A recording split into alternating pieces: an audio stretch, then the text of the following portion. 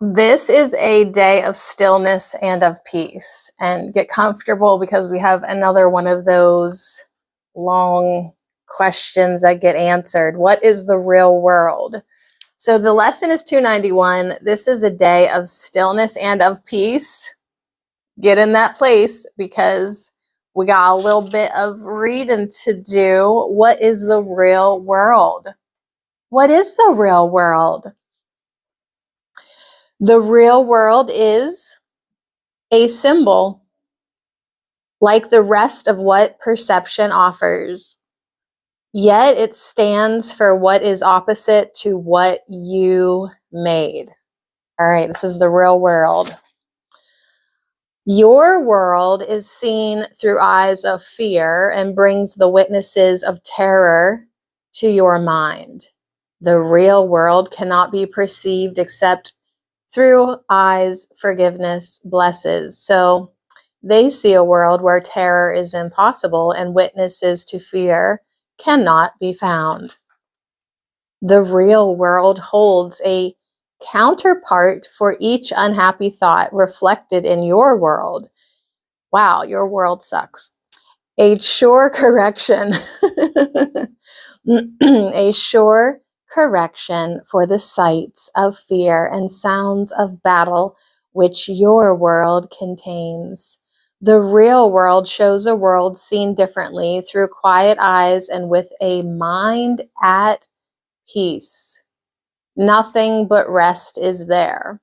There are no cries of pain and sorrow heard, for nothing there remains outside forgiveness, and the sights are gentle. Only happy sights and sounds can reach the mind that has forgiven itself. What need has such a mind for thoughts of death, attack, and murder? What can it perceive surrounding it but safety, love, and joy? What is there it would choose to be condemned, and what is there that it would judge against? The world it sees arises from a mind at peace within itself. No danger lurks in anything it sees, for it is kind, and only kindness does it look upon. The real world is the symbol that the dream of sin and guilt is over, and God's Son no longer sleeps. His waking eyes perceive the sure reflection of his Father's love and certain promise that he is redeemed. The real world signifies the end of time, for its perception makes time purposeless. The Holy Spirit has no need of time when it has served his purpose.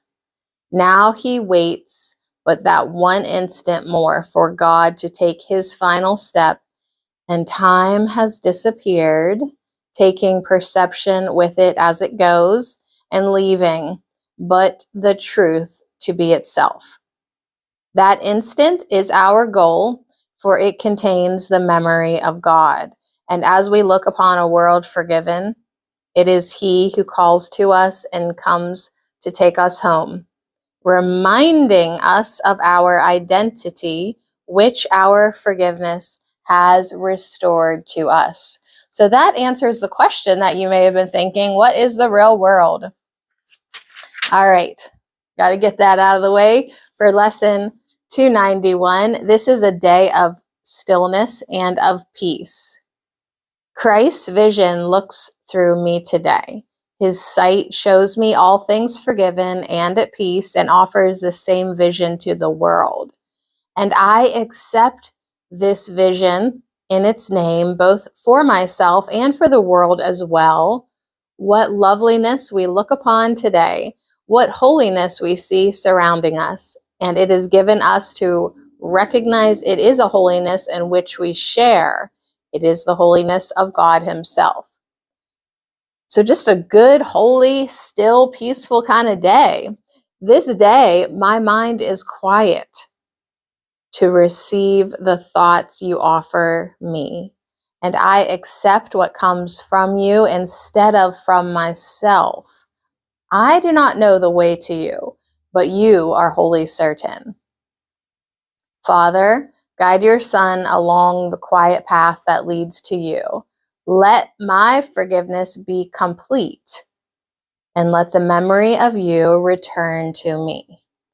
So we just quiet our minds best that we can and let the peace come on in. Come on in. And that's just what we are today. And then we can hear the thoughts of God.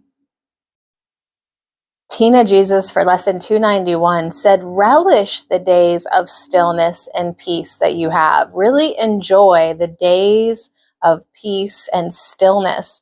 Nothing is lacking. You want to get used to stillness, but as you are in stillness and in peace, watch the mind try to fabricate something to do. The ego thought system thinks that you always need something to do, but keep trying to get used to stillness. Practice, practice, practice. Open your mind. Practice being still. Practice your forgiveness practice. Just keep practicing, focusing your mind. And what happens is you become very open to the stillness, to the peace, and you become open to guidance from the higher realms. So as you practice being still and you open your mind to peace, you reduce the static and you clear your mind and you increase your communication with higher guidance and the higher frequencies. So get into your still, peaceful place, open your mind, and relish the days of stillness and peace. Yeah, the mind will be like, shouldn't you be doing this or that? Or wouldn't you just love a life where you had like something important to do? So you just keep on going back to that place of peace and stillness.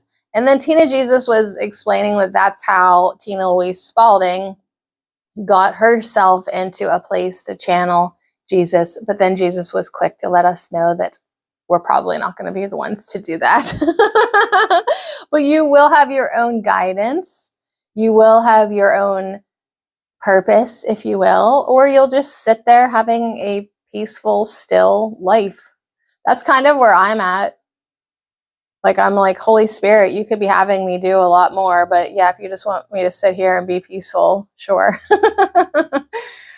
I can do that all day long.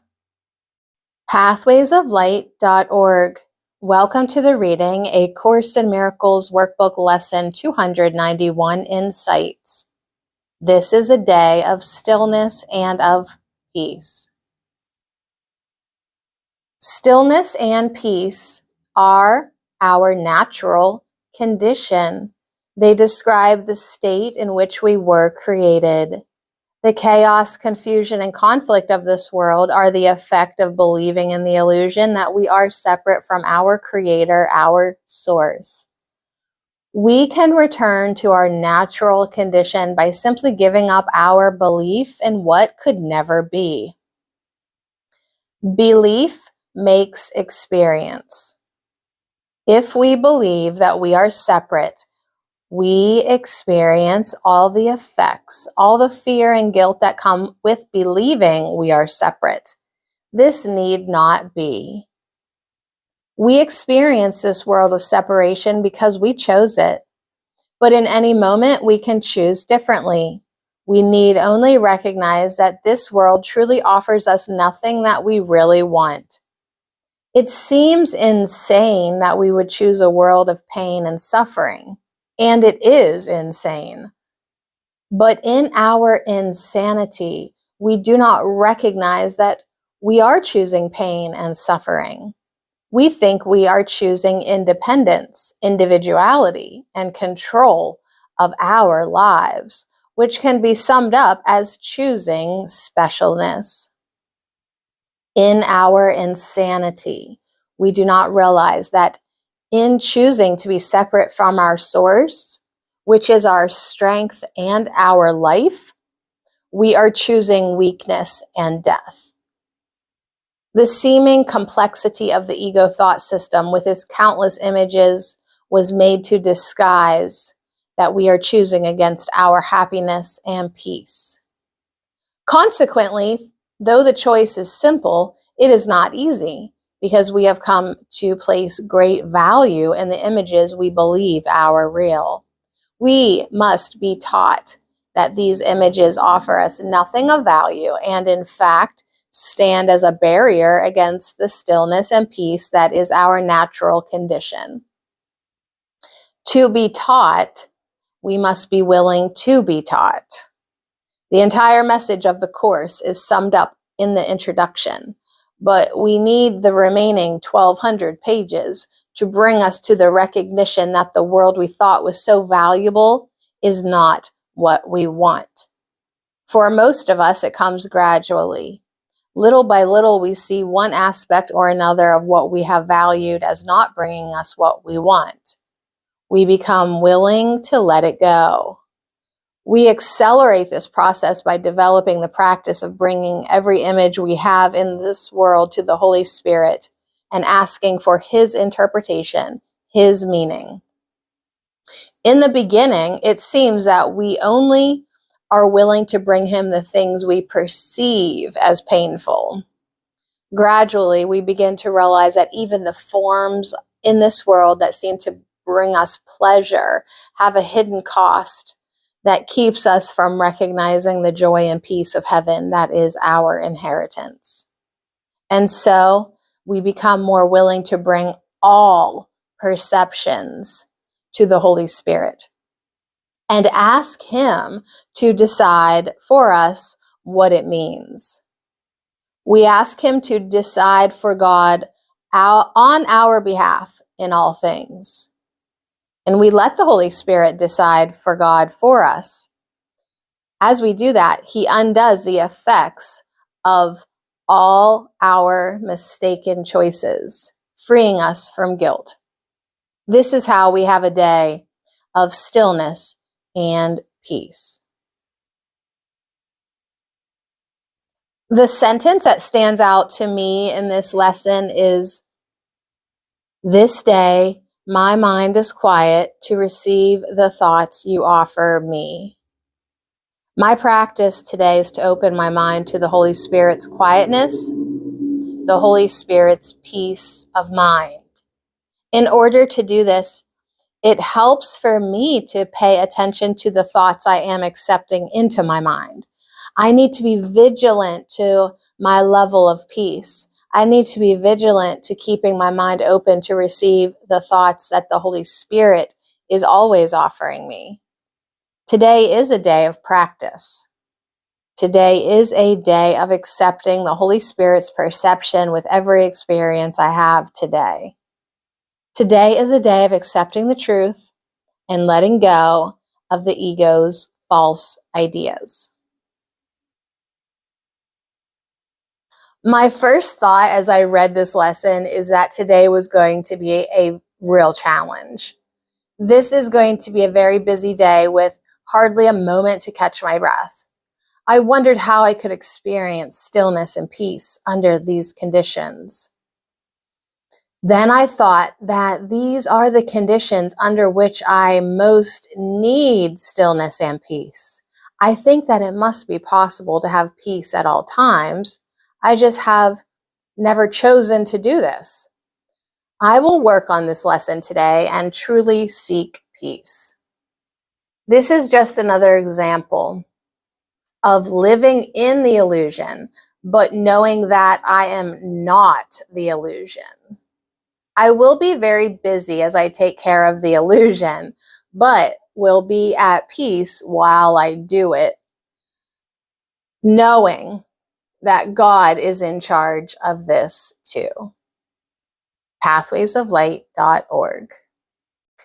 So it could be an easy day, a good day, a quiet day, a peaceful day, or a day of practice, a day of vigilant practice, because every thought that comes into your mind, you have to be vigilant. Like, is this adding to my peace and my stillness, or is this trying to take me into separateness, specialness, individuality, taking control of my own life.